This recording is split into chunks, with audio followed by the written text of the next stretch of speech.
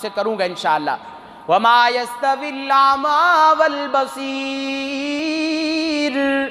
وَلَا الظُّلُمَاتُ وَلَا النُّورُ وَلَا الظِّلُّ وَلَا الْحَرُورُ.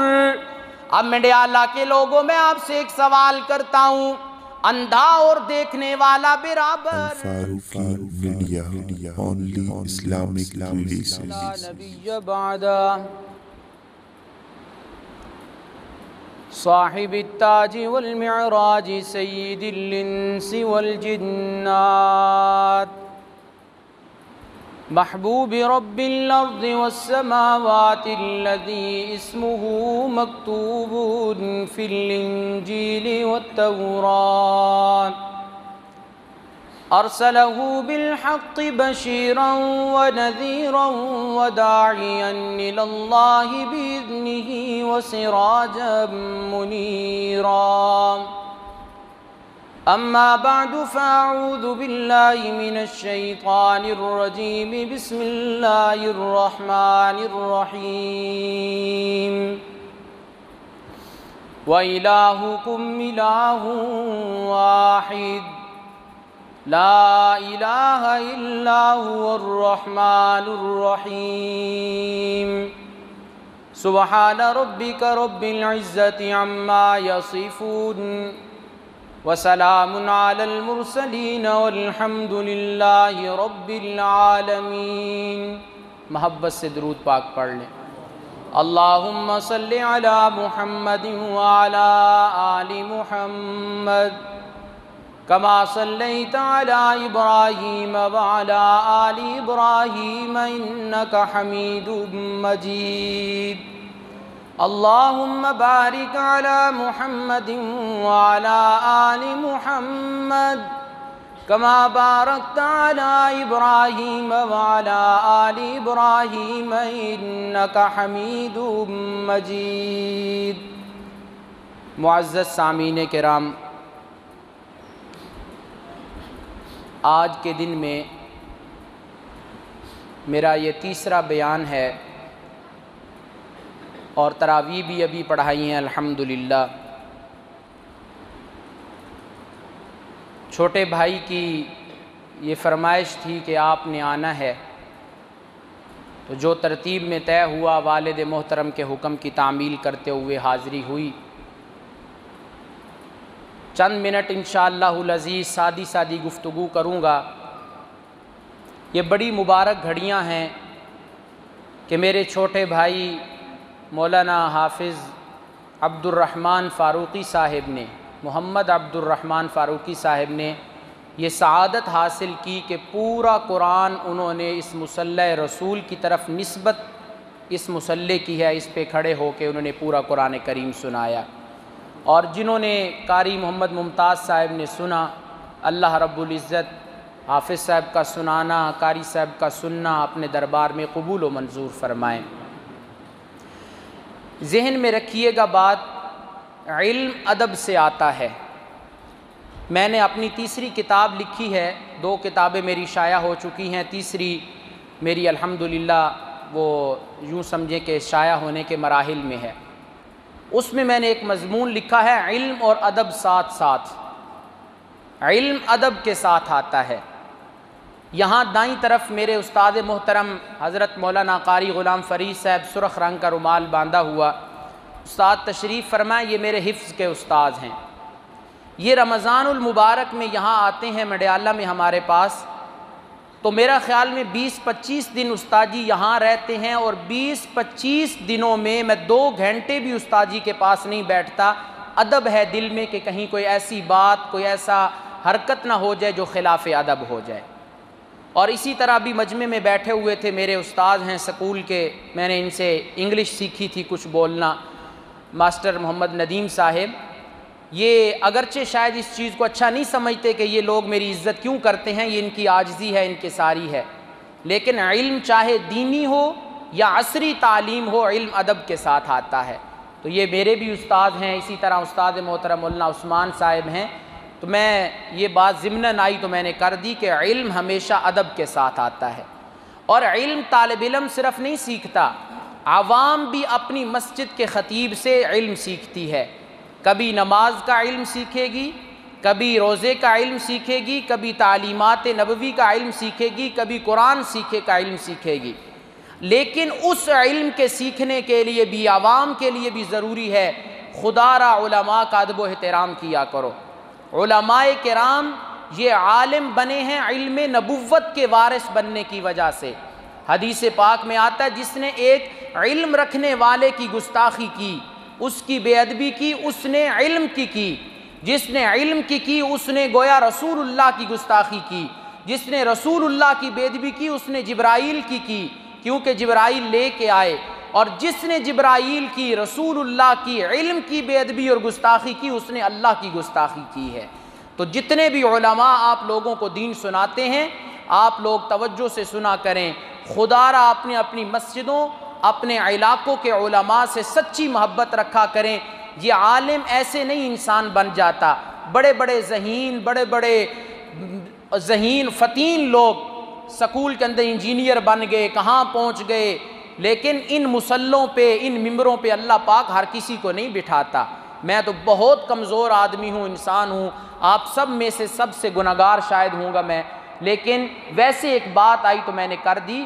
علم ہمیشہ ادب کے ساتھ آتا ہے، چاہے وہ علم طالب علم سیکھیں یا عوام اپنے خطیب اور اپنے استاد سے سیکھے، علماء کا ادب اور احترام بہت ضروری ہے۔ میں نے جو آیت کریمہ آپ لوگوں کے سامنے تلاوت کی ہے، یہ سورہ بقرہ کی آیت کریمہ ہے۔ آج جمعہ میں بیان کر رہا تھا کہ سورہ بقرہ میں اللہ رب العزت نے 6 مضامین بیان فرمائے ہیں۔ پہلا مضمون سورہ بقرہ میں فرمایا توحید، اللہ ایک ہے، ہر کوئی کہتا ہے، مانتا ہے، اس کے ساتھ کوئی شریک نہیں ہے۔ اور دوسری چیز رسول اللہ آخری رسول ہیں، محمد الرسول اللہ صلی اللہ علیہ وسلم آخری ہیں۔ اور تیسری چیز جہاد فی سبیل اللہ پر ایمان رکھنا ہے۔ یاد رکھیں جہاد ہوگا تب جب ملک کا بڑا کہے گا کہ اب جہاد کرو تو حاضر، لیکن فی نفس ہی جہاد کا جو منکر ہے وہ کافر ہوگا، دائرہ اسلام سے خارج ہوگا۔ جہاد قیامت کی صبح تک جاری رہے گا۔ اور چوتھا مضمون جو اس سورہ بقرہ میں ذکر ہوا وہ ہے انفاق فی سبیل اللہ، کہ اللہ کے رستے میں خرچ کرنے کی اہمیت ہمارے دل میں ہونی چاہیے۔ اور پانچواں عنوان ہے امور انتظامیہ۔ امور انتظامیہ کہتے ہیں کہ گھر کا معاملہ ہو، مسجد کا معاملہ ہو، دکان کا معاملہ ہو، ادارے کا معاملہ ہو، وہ انتظامی امور شریعت کے مطابق ہونے چاہیے۔ اور اس طرح چھٹا عنوان جو سورہ بقرہ میں ذکر ہوا وہ ہے امور مصلحہ۔ امور مصلحہ سے مراد نیک اعمال کرنا، نماز پڑھنا بھی ایک اچھا عمل، ذکر کرنا بھی اچھا عمل، اور تہجد پڑھنا بھی اچھا عمل، روزہ رکھنا بھی اچھا عمل۔ یہ 6 عنوانات اللہ نے سورہ بقرہ میں ذکر کیے ہیں۔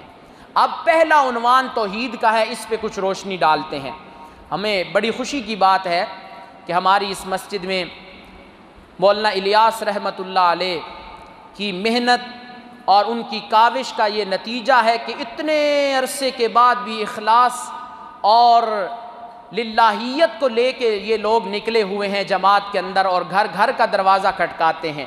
ہم لوگ مدارس میں بیٹھ کے پڑھانے والے ہیں، لیکن دین کا ایک شعبہ ایسا ہے کہ گھر گھر میں جا کے دین کی دعوت دینی ہے۔ اللہ نے ایسے لوگوں کو قبول کر لیا ہوا ہے۔ ہمارے گجرانوالا کے ایک بہت بڑے عالم تھے، میں نے بیان کوئی نہیں کرنا، چند باتیں کروں گا آپ سے انشاءاللہ۔ گجرانوالا کے بہت بڑے عالم تھے قاضی حمید اللہ خان صاحب، آپ نے نام سنا ہوگا ان کا۔ وہ فرماتے تھے کہ نیکی کی مثال تبلیغی جماعت کے بستر کی طرح ہے، کہ تبلیغی جماعت دن کے وقت بستر کو اپنے اوپر رکھتا ہے، خود سواری بنتا ہے، بستر کو سوار بنا کے ایک مسجد سے دوسری مسجد کی طرف جاتا ہے، ایک علاقے سے دوسرے علاقے کی طرف جاتا ہے، اور رات ہوتی ہے تو اسی بستر کو سواری بناتا ہے، خود سوار ہو کے اس پہ سو جاتا ہے۔ اور اسی طرح قیامت کے دن یہ نیکی آج اپنے اوپر سوار کر لو، روزہ رکھنا ہے، نماز پڑھنی ہے، تہجد ادا کرنے ہیں، ذکر و اذکار کرنا ہے، قیامت کے دن یہی نیکی ہماری سواری بنے گی، پل صراط سے بھی گزر جائے گا، حساب و کتاب سے بھی گزر جائے گا، اور جنت میں پہنچ جائے گا انشاءاللہ۔ تو ہم ہر جماعت کے ساتھ چلنے کے لیے تیار ہیں، وہ جماعت جو حق کا کام کرے گی۔ تو یہ تبلیغی جماعت مولانا الیاس کی رحمہ اللہ کی یہ محنت ہے، اور میرے والد محترم کہتے ہیں جہاں سے یہ جماعت آتی ہے میری آنکھیں ٹھنڈی ہو جاتی ہیں جب میں اس جماعت کو دیکھتا ہوں۔ عالم نہیں ہوتے اس جماعت میں، لیکن تڑپ شاید بڑے بڑے علماء سے زیادہ لے کے یہ نکلے ہوتے ہیں۔ اللہ رب العزت ان لوگوں کا نکلنا، ہمارا بیان کرنا اپنے دربار میں قبول و منظور فرمائے۔ تو میں ذکر کر رہا تھا کہ سورہ بقرہ میں 6 مضمون بیان ہوئے ہیں۔ پہلا مضمون توحید باری تعالی ہے۔ یاد رکھنا، بڑے بڑے عمل ہم کریں گے، بڑے بڑے ہم اس دنیا میں کام کریں گے، اس وقت تک اللہ کے دربار میں ہمارے اعمال کا حقیقی فائدہ نہیں ہوگا جب تک اس سے پہلے عقیدہ توحید نہیں ہوگا۔ عقیدہ توحید آخرت میں قبولیت اعمال کے لیے شرط ہے۔ دنیا میں ایسے لوگ ہیں جو شرک کا عقیدہ رکھتے ہیں، ایسے لوگ ہیں جو اللہ کی توحید کو نہیں مانتے، شاید سجدے وہ بھی کرتے ہیں، شاید قرآن کی تلاوت وہ بھی کرتے ہیں، درود وہ بھی پڑھتے ہوں گے، ذکر وہ بھی کرتے ہوں گے، لیکن یہ سارا فائدہ دنیا تک محدود ہے۔ دنیا میں سکون مل گیا، دنیا میں مال مل گیا، لیکن حقیقی فائدہ انسان کو تب نصیب ہوگا آخرت کے حوالے سے جب عمل سے پہلے اس کی بنیاد عقیدہ توحید اور سنت نبی اور سیرت صحابہ کے اعتبار سے مضبوط ہوگی۔ تو اللہ ہمیں اپنی بنیاد مضبوط کرنے کی توفیق عطا فرمائے۔ آئیے سورہ بقرہ میں اللہ رب العزت نے یہ 3 جگہ دعویٰ ذکر کیا ہے، میں بس انہی 3 دعووں پہ روشنی ڈالوں گا جو اللہ نے توفیق دی انشاءاللہ۔ فرمایا یا ایھا الناس اعبدوا ربکم، ایسے نہیں، محبت سے ذرا کہیں سبحان اللہ، قرآن سنائیں گے آپ کو۔ فرمایا یا ایھا الناس اعبدوا ربکم، اے لوگو اپنے رب کی عبادت کرتے رہو، الذی خلقکم والذین من قبلکم لعلکم تتقون،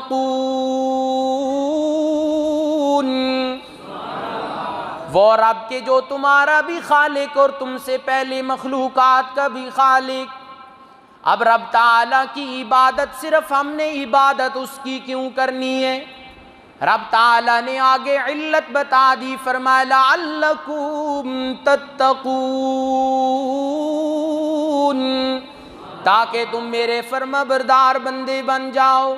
اب عبادت میں جزو اعظم جو چیز ہے وہ ہے پکار، کہ حاجات میں، مشکلات میں، مصائب میں، تکلیفوں میں، بیماریوں میں پکارنا ہے تو کس کو پکارنا ہے؟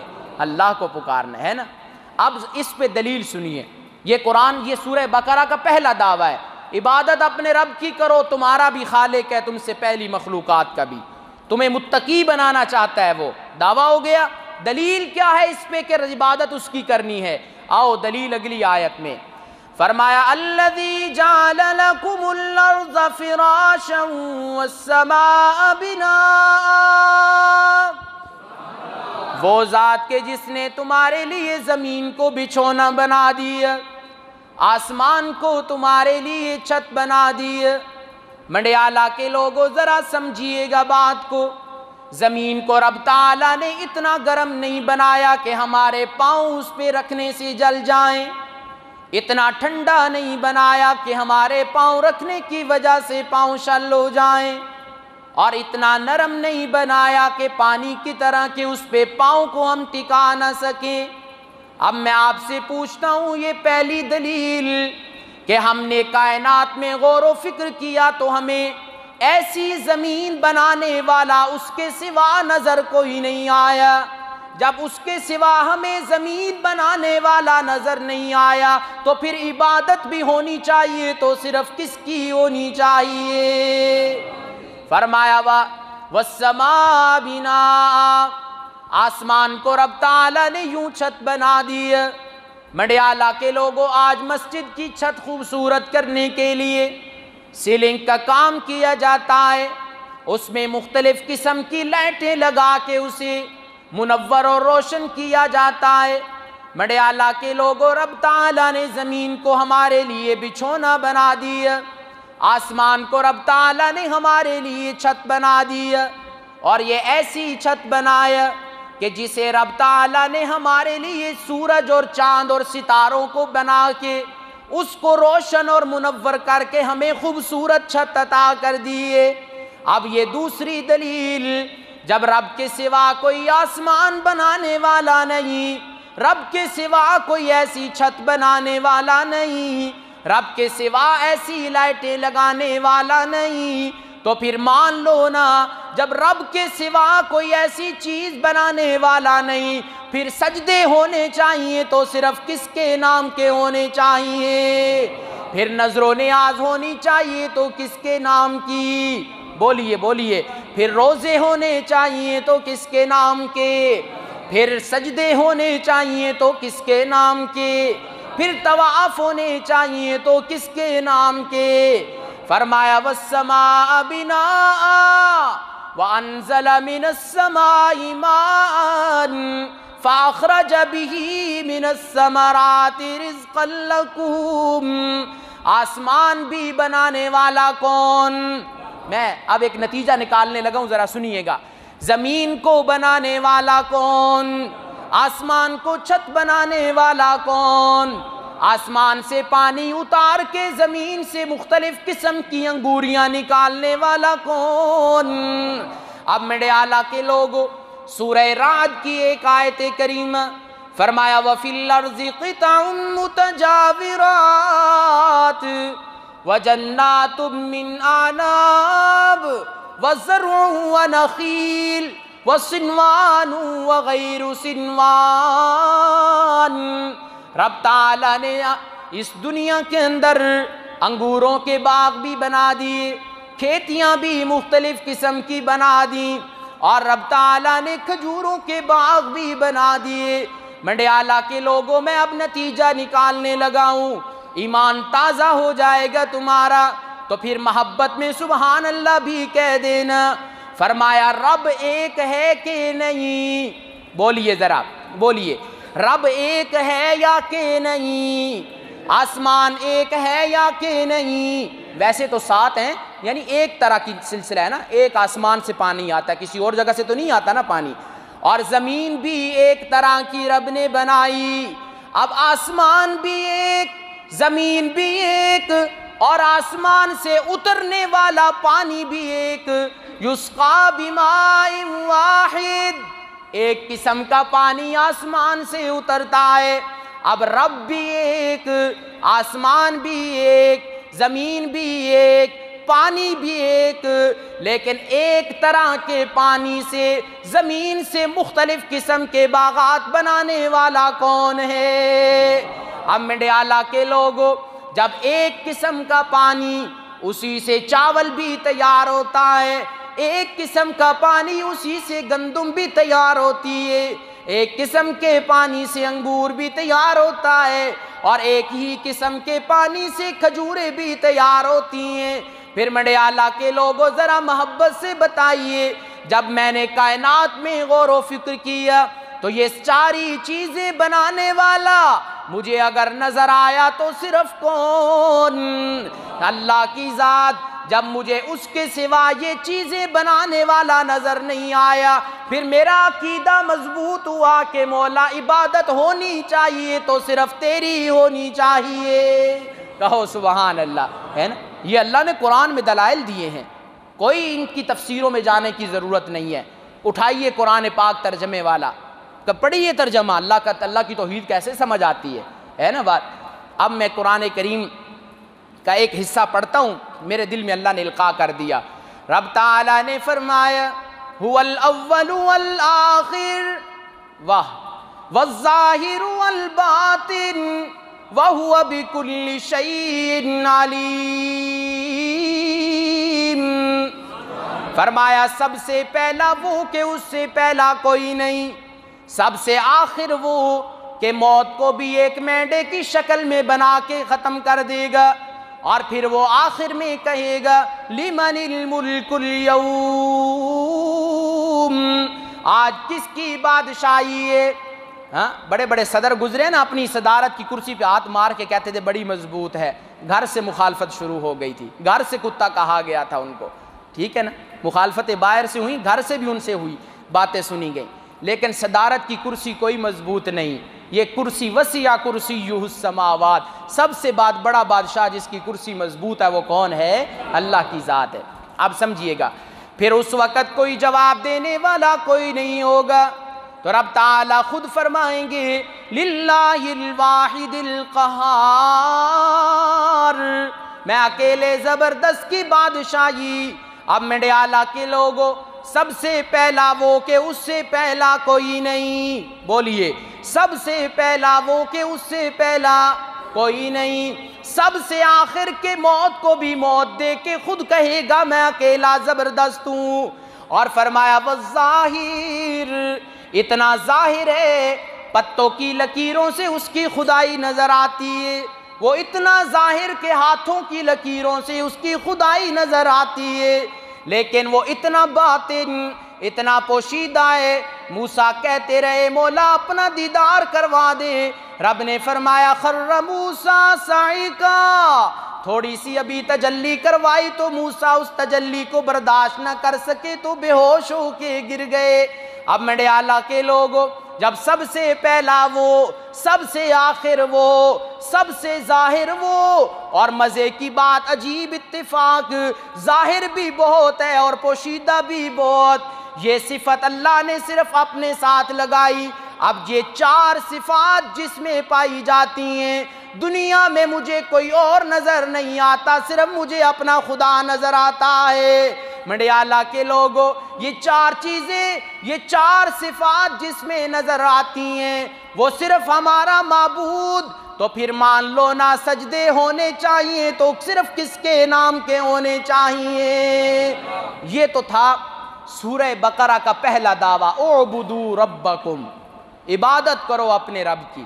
دوسرا دعویٰ فرمایا وَإِلَٰهُكُمْ إِلَٰهٌ وَاحِدٌ، تمہارا معبود ایک معبود. آج میں میرے اعلیٰ کے لوگوں ایک ذرا سخت سی بات کرتا ہوں. آج بھائی بھائی سے ناراض ہوتا ہے، اسے 1 روپیہ دینا برداشت نہیں کرتا. باپ بیٹے سے ناراض ہوتا ہے، بیٹے کو روپیہ دینا برداشت نہیں کرتا. دوست دوست سے ناراض ہوتا ہے، مالی تعاون نہیں کرتا. رشتہ دار ناراض ہوتے ہیں تو رشتہ دار ناراض ہوتے ہیں تو مالی تعاون نہیں کرتے. لیکن رب تعالیٰ نے اپنی ایک صفت کو ذکر کیا، فرمایا وَإِلَٰهُكُمْ إِلَٰهٌ وَاحِدٌ، تمہارا اگر معبود ہے تو اکیلا صرف کون معبود. اور اگلی بات سنیے گا، فرمایا لا الہ، ذرا میرے ساتھ بڑا لطف آئے گا، پڑھو ذرا میرے ساتھ، لا الہ الا هو الرحمن الرحیم. فرمایا اس کے سوا معبود کوئی نہیں، وہ رحمان ہے. رحمان کس کو کہتے ہیں؟ کہ وہ اپنوں کو بھی رزق دیتا ہے، بیگانوں کو بھی بھوکا نہیں سلاتا. وہ روزے داروں کو بھی سحری اور افطاری میں رزق دیتا ہے، اور جو روزہ نہیں رکھتے دن کو انہیں بھی کھانا کھلاتا ہے. وہ بڑا رحمان ہے. فرمایا جب اتنا بڑا رحمان، اس کا اتنا بڑا حوصلہ کہ اپنوں کو بھی نوازتا ہے اور اپنے نافرمانوں کو بھی بھوکا نہیں سونے دیتا، تو پھر سمجھ جاؤ اس سے بڑا معبود کوئی نہیں، اس سے بڑا حاجت روا کوئی نہیں، اس سے بڑا مشکل کشا کوئی نہیں، اس سے بڑا بگڑی بنانے والا کوئی نہیں. تو پھر سارے محبت سے بولیے کہ عبادت ہونی چاہیے تو صرف کس کی ہونی چاہیے؟ اس وجہ سے کہ پردوں کے پیچھے سننے والی ذات صرف کون سی؟ اللہ کی. یہ دوسرا دعویٰ تھا سورہ بقرہ کا، وَإِلَٰهُكُمْ إِلَٰهٌ وَاحِدٌ. یہ دوسرا دعویٰ ذکر کیا نا. اب پردوں کے پیچھے سننے والا کون ہے؟ ذرا بولیے کون ہے؟ یہاں مجھے ایک جملہ یاد آیا تو میں سنا دوں. رب تعالیٰ اتنا بڑا ہے، اتنا بڑا، 70 پردوں میں جا کے اگر کوئی بندہ نیکی کرے نا تو رب چونکہ پردوں کے پیچھے جانتے ہیں، اللہ اس نیکی کو روشن کر دیتے ہیں، ہے نا.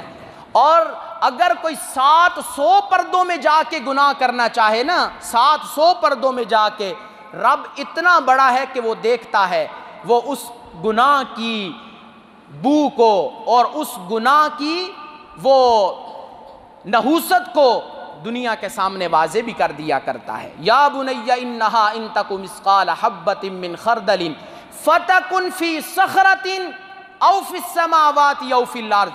یہاں مفسر علامہ راضی نے لکھا ہے، علامہ تفسیر کبیر عربی میں مطالعہ تھا میرا، تفسیر کبیر میں امام راضی نے لکھا ہے، وہ کہتے ہیں فتکن فی صخرۃ، کسی پردے میں جا کے گناہ کر، او فی السماوات او فی الارض، آسمان و زمین کے کسی کونے میں جا کے گناہ کر، یاتی بہ اللہ، اس نیکی کو بھی واضح رب کرنے والا ہے اور اس گناہ کو بھی لوگوں کے سامنے واضح کرنے والا رب ہے نا بات۔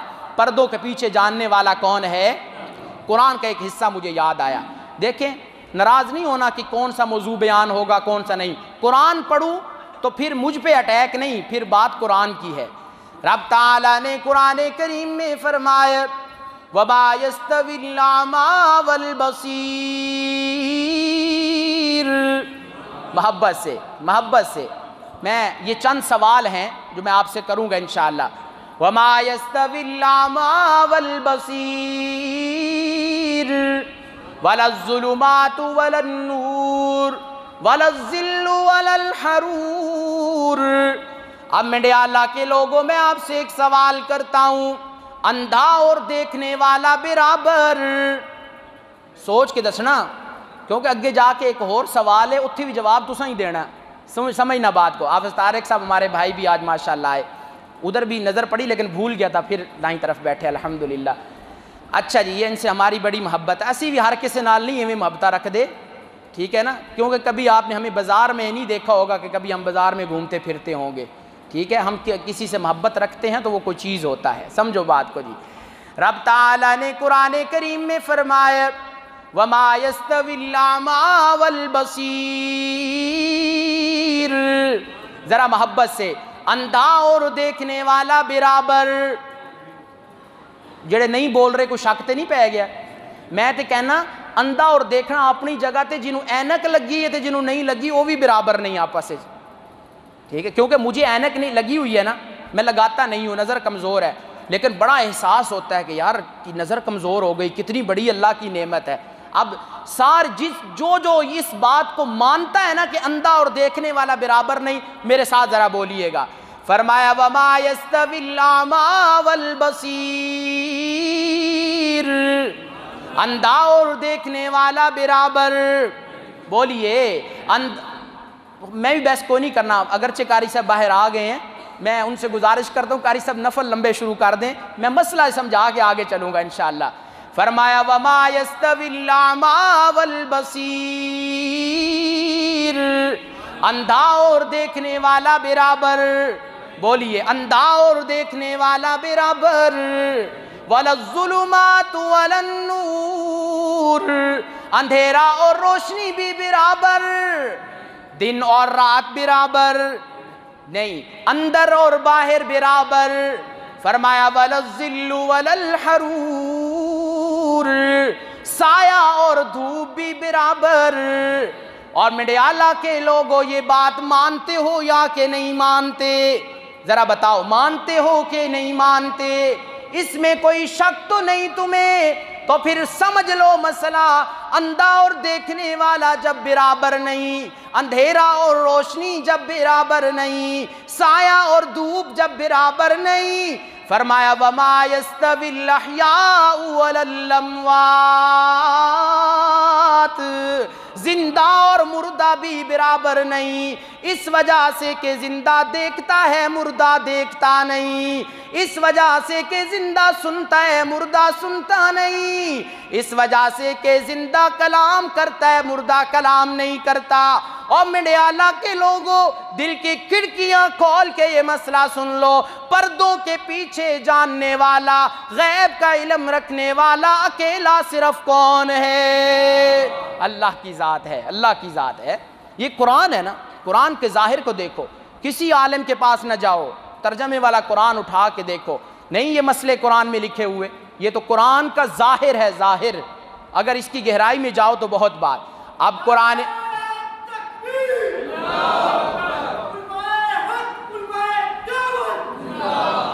جزاک اللہ جی، اب سمجھیے گا بات، تیسرا دعویٰ رب تعالیٰ نے قرآن کریم میں ذکر فرمایا، پہلا دعویٰ سورہ بقرہ کا یہ اعبدوا ربکم، یہ دعوے یاد کر لو تاکہ مجلس سے اٹھ کے جائیں نا. میں اپنے نمازیوں کو جمعے پہ کہا کرتا ہوں کہ جو میں بیان کروں نا اس کا خلاصہ بتاتا ہوں کبھی کبھی کہ یہ یاد کر لو اور آنے والے ہفتے میں اس کو دہراؤ، دوستوں میں، دکان پہ، گھر میں، اور بھائی بیٹھ کے آپس میں یا رشتہ داروں میں یہ بیان کرو کہ بھائی اس جمعے میں ہم نے یہ سنا ہے، تو ایک سال میں تمہیں دین کا کتنا بڑا حصہ یاد ہو جائے گا.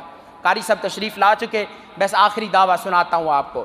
پہلا دعویٰ فرمایا اعبدوا ربکم، پہلا دعویٰ یاد کر لو عبادت کرنی ہے تو صرف کس کی کرنی، اور دوسرا دعویٰ فرمایا وَإِلَٰهُكُمْ إِلَٰهٌ وَاحِدٌ لا الہ الا هو الرحمن الرحیم.